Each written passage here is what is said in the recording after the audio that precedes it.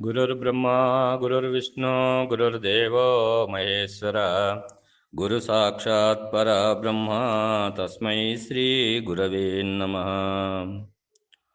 श्रीमत्कारुणिकं महागुणनिधिं पूर्णप्रभाभासुरं निर्द्वन्द्वं निरपेक्षकाममलं निस्सङ्गमाद्यं विभुं नित्यानन्दमयं निरीहमतुलं निर्मुक्तकर्मादिकं श्रीकृष्णाख्यगुरुं भजेहमनिशं श्रीसिद्धसन्तोषणम्।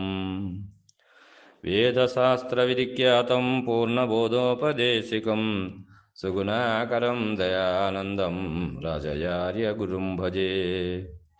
श्रीराजयोगिप्रियशिष्यम् अमलानन्ददीक्षितं पंढरीनाथयोगेन्द्रं सद्गुरो ते नमो नमः। अस्मद्गुरुसमारम्भां कृष्णसान्धीपमध्यमां श्रीमहाविष्णुपर्यन्तां वन्दे गुरुपरम्परं।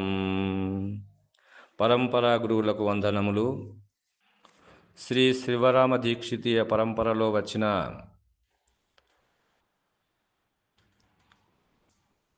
మహానుభావులు శ్రీమద్ భాగవత కృష్ణదేశికేంద్రుల ప్రభువర్యులచే విరచితమైన శక్తిద్వయ నిరాసకంబైన శుద్ధ నిర్గుణ తత్వ కందార్థ దరువులు అను గ్రంథరాజములోని ఈ యొక్క 22వ కందార్థమును గురించి మనము గురు కరుణచే మననము చేసుకుంటున్నాము. ఏమంటున్నాడు? ఈ కందార్థము పరిపూర్ణ గురుదర్శన సంసిద్ధి కారణమును గురించి తెలియజేస్తుంది. ఎందుకంటే పరిపూర్ణ గురుదర్శనము అది సంశుద్ధి అనేటువంటిది దర్శనము, పరిపూర్ణ గురుదర్శనము దాని గురించి ఇక్కడ తెలియజేస్తుంది. కాబట్టి ఏమంటున్నాడంటే, సాధన సంపత్తియుగల సాధకుడొక నరుడు ఘోర సంసారమునన్ బాధపడలేక తన పుణ్యోదయమున గురునిగాంచే ఉరతారా భక్తిన్ శరణని మృక్కే మరి మారి యుక్తిన్ బోధాజేయుము పుణ్య పురుష మా భోంట్లాకు సాధిను చాదగు ముఖ్య సాధనాని పలికే నురతార భక్తిన్ శరణని మృక్కి మరి మారి యుక్తిన్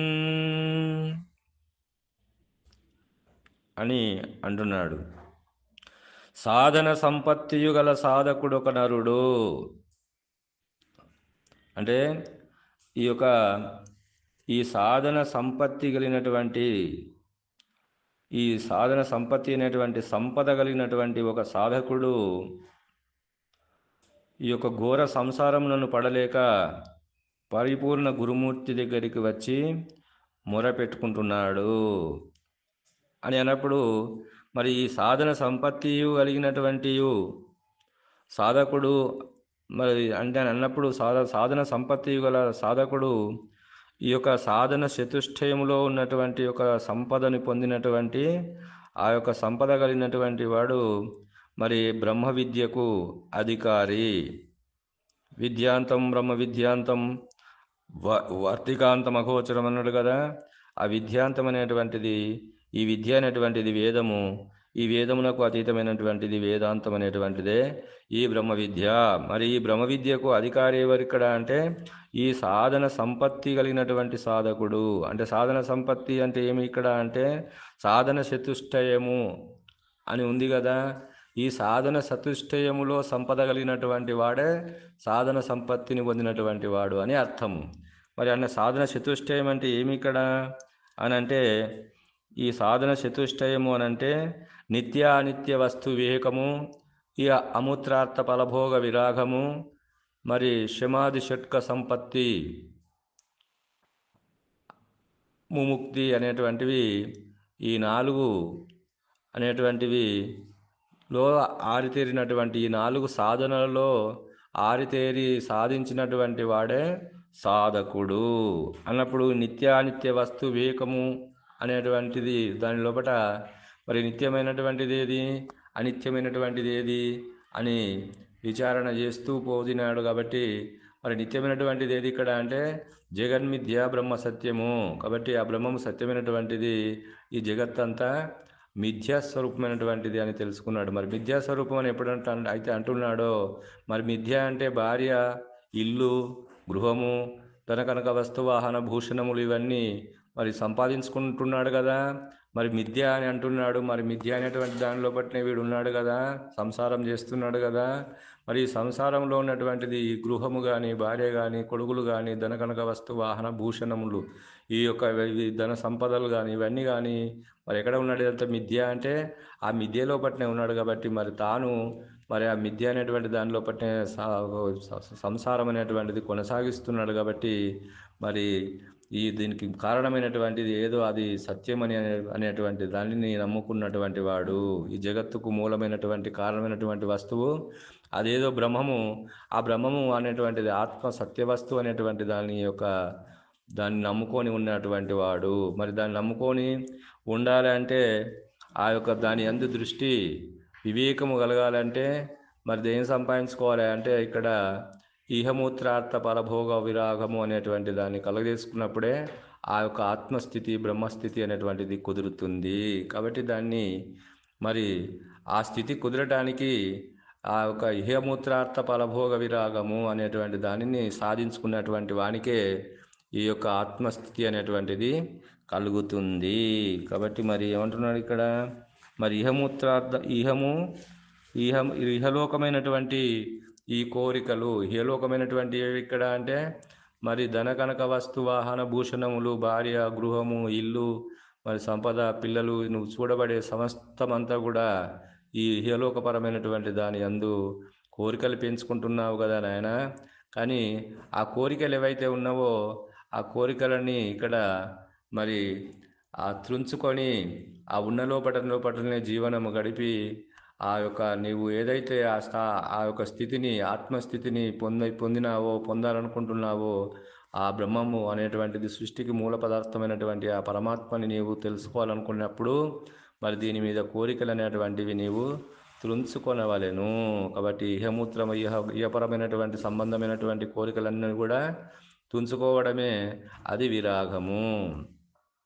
మరి పరలోకమైనటువంటివి కూడా ఉన్నాయి కదా. అంటే పరలోకము అని అంటే సారూప్య సాయుధ్యం అనేటువంటివి, ఏ పదవులు పొందాలనేటువంటి ఆకాంక్ష యజ్ఞయాగాది క్రతువులు చేసి మరి ఈ లోకాలలో పదవులు పొందాలనేటువంటిది కూడా అపేక్షనే, అది కూడా కోరికనే. మరి ఇంకా ఆ ఇంద్రభోగములు అనుభవించాలనేటువంటివి, ఇంద్రలోకాలకు పోయి నేను రంభావు రస్సి మేనక శిలోత్తమ అనేటువంటి యొక్క మరి వారితో నేను ఆనందపడాలి, ఇంద్రలోకానికి పోవాలనేటువంటి యొక్క ఈ తపస్సులు చేసి ఆ ఇంద్ర సామ్రాజ్యాన్ని పొందాలనేటువంటి ఆకాంక్ష కూడా అది ఒక కోరికనే. మరి ఇంకా నేను వైకుంఠం పోవాలనేటువంటిది కూడా ఒక కోరికనే. కైలాసంలో పోయి నేను కైలాసంలో ఉండాలనేటువంటిది కూడా ఒక కోరికనే. సత్యలోకం పోవాలనేటువంటిది కూడా ఒక కోరికనే. కాబట్టి ఈ త్రిమూర్తులు పరిపాలించేటువంటి ఈ త్రిలోకాలలో నేను ఉండి ఆనందించాలనేటువంటి ఏ కోరిక అయితే ఉన్నదో నీకు, అది కూడా ఒక ఆపేక్షనే. కాబట్టి అది కూడా ఒక కోరికనే. కాబట్టి అలాంటి కోరికలని నీవు ఇహపరమైన సంబంధమైనటువంటి కానివ్వండి, పరలోక సంబంధమైనటువంటి కోరికల యందు నీవు లేకుండా మరి విరాగపరుడవై ఉన్నప్పుడే మరి ఆ యొక్క ఈ సంసారంలో ఉన్న ఆ సంసారంలో ఉన్న నిన్ను అంటకుండా ఉండాలి అంటే ఎలా ఉండాలి అంటే మరి భార్య, పిల్లలు, సంసారము ఇవన్నీ విడిచి సన్యాసులై తిరుగుతున్నారు కదా ఇప్పుడు వాళ్ళందరూ. అలాంటి సన్యాసులకు లేవా కోరికలు? అంటే ఆ సన్యాసి సాధించలేడు. కాబట్టి మరి ఎలాంటి సన్యాసి అంటే ఈ యొక్క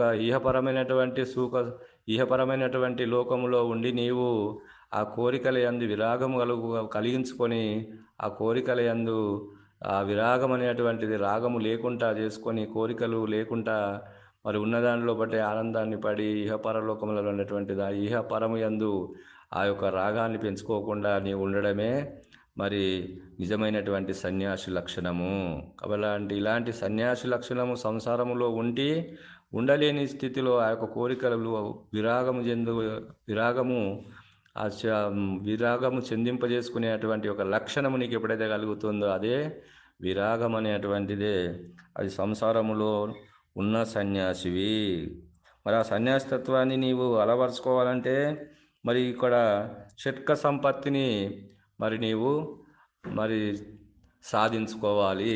కాబట్టి షట్క సంపత్తి అంటే ఏంటిది ఇక్కడ అంటే ధమము, శమము, ఉపరతి, తితిక్ష, శ్రద్ధ, సమాధానము అనేటువంటివి ఏవైతే ఉన్నావో ఇవి 6 శమాది షట్క సంపత్తి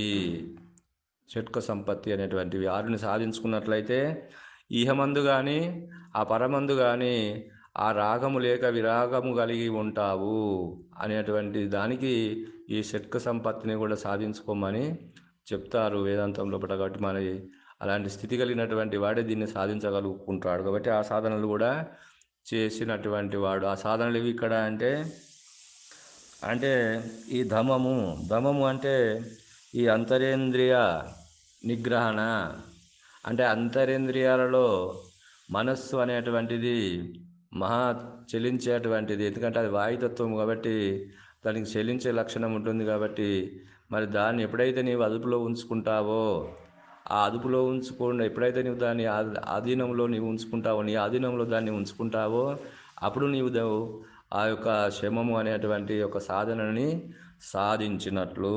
కాబట్టి మరి వేద పండితుడైనటువంటి ఒక కబీర్ దాసు, ఆ కబీర్ దాసు కొడుకు అయినటువంటి వాళ్ళిద్దరు కూడా మరి ఒకసారి వాళ్ళు ఒక గ్రామంలో నడుచుకుంటూ వెళుతూ ఆ యొక్క చెట్టు కింద ఉండి అక్కడ ప్రబోధ చెప్తా అంటే తండ్రి అయినటువంటి వాడు కబీర్ దాస్ చెప్తా అంటే కొడుకు వింటున్నాడట.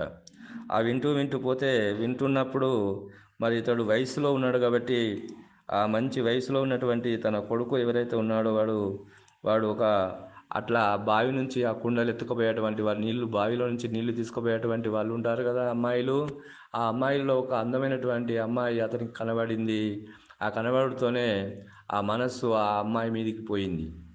ఆ పోయితే ఇతడు ఆ ఒక గురువుగారు చెప్పేటువంటి బోధన, తండ్రి చెప్పేటువంటి బోధన గమనిస్తలేడు. ఎందుకు గమనిస్తలేడు వీని మనసు ఎడిపోయింది అని ఒకసారి చూసినప్పుడు ఏమి వింటలేవా ప్రబోధ అని అన్నప్పుడు వాని మనసు ఆ అమ్మాయి మీద పోయింది. కాబట్టి అక్కడ మరి అంటాడు, ఎందుకురా వింటలేవు అంటే బాబా మరి మనసు చెలేగయా అని అంటాడట. అంటే బాబా మనసు చెలేగయా అని అడుగుతూనే వీని మనసు ఎడిపోయిందని చూసారు. అక్కడ ఒక బావి నుండి కడవలతో నీళ్లు ఎత్తుకుపోయేటువంటి ఒక అమ్మాయి కనబడింది. ఓహో, ఆ అమ్మాయి అందు వీని మనసు పోయింది అని చెప్పి ఆ గట్టిగా చేయి పట్టుకున్నాడు. ఎందుకంటే మనసు పోతే పోయింది, కానీ ఆ మనసుతో నీ శరీరం పోయినట్లయితే మరి వాళ్ళు చెప్పుతో కొడతారు. మరి వాళ్ళు ఆడ ఉన్నటువంటి ఆడవాళ్ళందరూ కూడా నీ మీద దౌర్జన్యం చేసి కొడతారు కాబట్టి మరి ఆ దెబ్బలు తింటావు కదరా. కాబట్టి మనసు పోతే పోయింది, అదే వస్తుంది కానీ అని చెప్పి గట్టిగా చేయి పట్టుకునే వరకు ఆ అమ్మాయి అక్కడి నుంచి కనుమరుగైపోయే వరకు ఓహో, ఈ మనసు ఇటు పోయింది బాబా, అందుకొరకే పోతే పోయింది మనసు, కానీ మళ్ళీ ఒకసారి దాటి పోనీయకురా అని చెప్తే ఓహో అట్లనా అని చెప్పి అప్పుడు అతను చెప్పేటువంటి ఒక ప్రబోధని గమనించినాడట. అంటే మరి ఇక్కడ అంతరేంద్రియాలలో మనస్సు అనేటువంటిది అది నిగ్రహణ ఉండాలంటే అది ఒక గురుకృప కావాలి. కాబట్టి ఆ గురుకృపని సాధించినటువంటి వాడు ఈ యొక్క శమము అనేటువంటి దాని నుండి వాడు ఆ నిగ్రహణ అనేటువంటిది మనస్సుని తన ఆధీనంలో ఉంచుకోవడమే ధమము. మరి ఇక్కడ శమము అంటే బాహ్యేంద్రియ నిగ్రహణం అంటే ఇక్కడ కర్మేంద్రియములు 5, మరి ఇక్కడ జ్ఞానేంద్రియములు 5. ఈ జ్ఞానేంద్రియాలలో ఈ నేత్రం అనేటువంటిది ఇది కిడ్నాపర్. ఎందుకంటే మనసుని కిడ్నాప్ చేసేది ఈ సక్షేంద్రియమే. ఎందుకంటే సూపు ఎటు పోతుందో ఆ ఒక మనస్సు అటే పోతుంది. కాబట్టి ఆ సూపు అనేటువంటిది మరి అక్కడ రావణాసురుడు అనేటువంటిది రావణ బ్రహ్మ అనేటువంటి మహానుభావుడు ఆ శూర్పణఖ ఎప్పుడైతే ఆ సీతని వర్ణిస్తుందో ఆ ఒక ముక్కు చెవులు లక్ష్మణుడు కోసిన తర్వాత మరి ఆ ముక్కు చెవులు కోసిందని చెప్తూ ఆమె అంత అందకత్తె ఎవరు లేరు ఈ ప్రపంచంలో, ఆ సీత అయినటువంటిది ఆమె అందకత్తె, నీకున్నటువంటి భార్యలలో ఎవరు కూడా అందంగా లేరు అని అప్పుడు ఆమె ఆ వర్ణించి చెప్తే ఆ వాక్కు యందు అంటే శబ్దము యందు కూడా రూపం ఉంది కదా. ఈ వాక్కు అనేటువంటి నేత్రం అనేటువంటిది ఇది అగ్నితత్వము కాబట్టి జ్ఞానేంద్రియములలో సక్షేంద్రియం అనేటువంటిది ఇది నేత్రేంద్రియము కాబట్టి ఈ నేత్రేంద్రియము ఆమె చెప్పేటువంటి వాక్కు లోపట ఆ రూపాన్ని చూసింది. ఎందుకంటే వాక్కుతోని మనము సీత అంటే ఆ సీతను చూసి, పిల్లి అంటే పిల్లి రూపాన్ని చూస్తాము కదా, కుక్క అంటే కుక్క రూపాన్ని చూస్తాము కదా. మరి ఇట్లా అది శబ్దం అయితే ఉందో ఆ శబ్దంలో ఆ రూపాన్ని అతడు వర్ణించుకున్నాడు. ఆ సీతలో ఆ యొక్క శూర్పణఖ చెప్పేటువంటి శబ్దంలో ఆ సీతని వర్ణించుకున్నాడు. ఓహో అందకత్తన తీసుకొస్తా అని చెప్పి తీసుకొచ్చినాడు కదా. తీసుకొచ్చి మరి ఏమైపోయినాడు ఇక్కడ అంటే సర్వనాశనం అయిపోయినాడు కదా. మరి ఆ విధంగా ఇక్కడ కిడ్నాప్ చేసేది ఇక్కడ ఏది అంటే ఈ నేత్రేంద్రియం అనేటువంటిది, చక్షేంద్రియం అనేటువంటిదే ఈ యొక్క భావ్యేంద్రియములని కిడ్నాప్ చేసేటువంటి కిడ్నాపర్ ఇది. కాబట్టి ఈ కిడ్నాపర్ని కూడా జాగ్రత్త ఉంచుకున్నప్పుడు ఇది భావ్యేంద్రియ నిగ్రహణనే ఇది శమము. మరి ఇక్కడ మరి ఉపరతి అన్నప్పుడు ఇది ఉపరతి. రతి అంటే ఇక్కడ ప్రకృతి పురుషుల యొక్క సంయోగమే రతి అన్నప్పుడు ఈ పూలను చూచి సంతోషపడతారు కదా. మరి ఈ పూలను మరి జడలో పెట్టుకొని సంతోషపడతారు, శిఖలో పెట్టుకొని సంతోషపడతారు కదా. మరి ఆ విధంగానే ఇక్కడ మరి దేవుని మెడలో వేసి కూడా ఆ సంతృప్తి పడతారు కదా. మరి దేవుని యొక్క ఒక పూజకు తీసుకొచ్చి కూడా పూలను పెట్టి సంతోషపెడతారు కదా. మరి ఆ విధంగానే గురువు మెడలో వేసి గురువు పాదాల కాడ పెట్టి కూడా సంతోషపడతారు కదా. మరి ఆ విధంగానే ఇక్కడ అలాంటి మరి సంతోషపడేటువంటిది ఏ మనస్సు అయితే ఉన్నదో అది గురువు యందు అది సంతోషపడి ఆ తృప్తి పొందడమే ఇక్కడ ఉపరతి. గురువు ఎప్పుడైతే ఆ మనసు ఆ గురువు యందు అయితే నీ మనసు ఎప్పుడైతే లీనమైందో ఆ గురువాక్యం యందు లీనమవుతుంది. ఎప్పుడైతే గురువాక్యం యందు లీనమవుతుందో అది బోధ యందు లీనమవుతుంది. కాబట్టి ఉపరతి అని అంటే గురువాక్యం యందు నీ మనస్సు లగ్నం చేసుకోవడమే ఉపరతి. మరి తితిక్ష, నాలుగవది తితిక్ష అంటే మరి గట్టిగా శ్రద్ధ కలిగి ఉండడమే తితిక్ష. అంటే అది గురి కలిగి ఉండడము. అంటే ఏ బోధ అయితే ఉన్నదో, నీవు ఏ బోధ అయితే వింటున్నావో గురువు ద్వారా ఆ బోధ యందు గట్టి మరి శ్రద్ధ కలిగి గురి కలిగి ఉండడమే మరి తితిక్ష. అంటే నా ఐదవటిది శ్రద్ధావాన్ లభ్యతే జ్ఞానం అన్నారు కదా. మరి ఆ విధంగానే శ్రద్ధ అనేటువంటిది ఏదైతే ఉన్నదో ఆ శ్రద్ధ ఉన్నప్పుడే ఆ మనస్సు అనేటువంటిది దాని లోపల లీనమవుతుంది. కాబట్టి ఆ బోధ యందు ఎప్పుడైతే గురువు యందు ఆ గురువాక్యం యందు ఎప్పుడైతే నీకు శ్రద్ధ ఉంటుందో ఆ బోధ అనేటువంటిది నీకు ఆ బోధ అనేటువంటి దాని యందు నీ మనస్సు లగ్నం అవుతుంది. కాబట్టి అది లీలమవుతుంది. కాబట్టి ఆ బోధ అనేటువంటిది అతుకుతుంది. కాబట్టి దాన్నే మనకి ఇక్కడ శ్రద్ధ అన్నారు. కాబట్టి ఆ శ్రద్ధ అనేటువంటిది ఏదైతే ఉన్నదో మరి దాని ద్వారా ఏమైందని అంటే ఆరవది సమాధానము. ఆ బోధ వలన గురువు గారు చెప్పేటువంటి బోధ వలన సమాధాన పడుతున్నావు కదా. సమాధానం అనేటువంటిది ఏదైతే ఉన్నదో నీకు దొరికింది. కాబట్టి అది ఒక ఆత్మతత్వం అనేటువంటిది, బ్రహ్మతత్వం అనేటువంటిది, ఆ పరమాత్మతత్వాన్ని గురువు ద్వారా ఎప్పుడైతే తెలుసుకుంటున్నావో ఆ పరమాత్మ అనేటువంటి ఆనందం పడుతున్నావు కదా, ఆ తృప్తి పొందుతున్నావు కదా. ఆ తృప్తి పొందడమే సమాధానము. మరి ఇది షట్క సంపత్తి. తర్వాత నాలుగవది ముముక్షత్వము అంటే ముక్తి. అంటే ముక్తి అంటే ఇప్పుడు ఈ సాధనలు చేసినాడు కదా, సాంఖ్యము, తారకము, అమనస్కము, మహావాక్య విచారణ ఇవన్నీ కూడా చేసినారు కదా. షడ్ దర్శనాల్లో ఉన్నటువంటి ఆ యొక్క తత్వాన్ని కూడా తెలుసుకున్నాడు కదా. ఆ తత్వాన్ని తెలుసుకున్నటువంటిది ఏదైతే ఉన్నదో ఆత్మతత్వము, ఆ యొక్క బ్రహ్మతత్వం అనేటువంటి దాన్ని కూడా తెలుసుకున్నాడు కదా. ఆ బ్రహ్మతత్వం అనేటువంటి దాన్ని తెలుసుకొని మరి అదే ముక్తి అని అనుకున్నాడు. కానీ అది మరి సృష్టికి మూలమైనటువంటి ఏ పదార్థం అయితే ఉన్నదో అది బ్రహ్మం, జగదధిష్టాన బ్రహ్మం అనేటువంటిది ఏ పదార్థం అయితే ఉన్నదో ఆ పరమాత్మతత్వము మరి అది ఎలా ఉంది అని అంటే మరి ఒక రైలు బండిని చూసినట్లయితే మనము ఆ రైలు ఇంజన్ అనేటువంటి దాని మీద డ్రైవర్ కూర్చొని ఉంటాడు. ఆ రైలు ఇంజన్ని కదిలిస్తే మరి ఎన్నో డబ్బాలు కదులుతుంటాయి కదా. మరి ఒక డ్రైవర్ కిందికి దిగినట్లయితే ఆ డబ్బాలు కదులుతాయా, రైలు కదులుతుందా అంటే కదులదు. అందుకొరకు ఏమన్నాడు ఇక్కడ మనకు భగవద్గీతల శ్రీకృష్ణ పరమాత్మ అంటే ఈశ్వర సర్వభూతానాం ఉద్దేశే అర్జున తిష్టతి భ్రమయాం సర్వభూతాని యంత్రారూఢ మాయయా అని అన్నాడు. కాబట్టి ఈ నా మాయ వలననే ఈ 84 లక్షల జీవోపాధులు అనేటువంటి వాటి హృదయము యందు నేను ఉండి డ్రైవర్గా ఉండి ఈ 84 లక్షల జీవోపాధులన్నిటిని కూడా నడిపిస్తున్నాను అని అన్నప్పుడు ఈ 84 లక్షల జీవోపాధులు నడిపించేటువంటి వాడు ఇంజన్ కదా, ఇట్లా నడిపిస్తే ఈ యొక్క ఇంజన్ కదిలిస్తే ఈ డబ్బాలన్నీ కదులుతున్నావో ఆ ఇంజన్ మీద కూర్చున్నటువంటి వాడు ఎవడు ఇక్కడ అంటే ఈశ్వరుడు అనేటువంటి ఆ పరమాత్మనే మరి ఈ యొక్క జగదధిష్టానమైనటువంటి జీవేశ్వర జగత్తునంతా కూడా కదిలిస్తున్నాడు కదా అని అన్నప్పుడు ఈ జీవ ఈశ్వర జగత్తు అనేటువంటిదంతా కూడా మరి చెలింపజేసేటువంటి శక్తి ఎవరు ఇక్కడ అంటే ఆ పరమాత్మనే. కాబట్టి ఆ పరమాత్మ చెలింపజేస్తున్నాడు కాబట్టి మరి నడిపిస్తున్నాడు కాబట్టి సర్వ యంత్రాలలో ఉండి సర్వ జీవోపాధులలో ఉండి తానే మరి చెలింపజేస్తున్నాడు అన్నప్పుడు ఈశ్వరోపాధులని జీవోపాధులన్నింటినీ కూడా పిండ బ్రహ్మాండములను కూడా కదిలించేటువంటిది ఆ పరమాత్మ స్వరూపమే. కాబట్టి ఆ పరమాత్మ స్వరూపము చెలించేదే.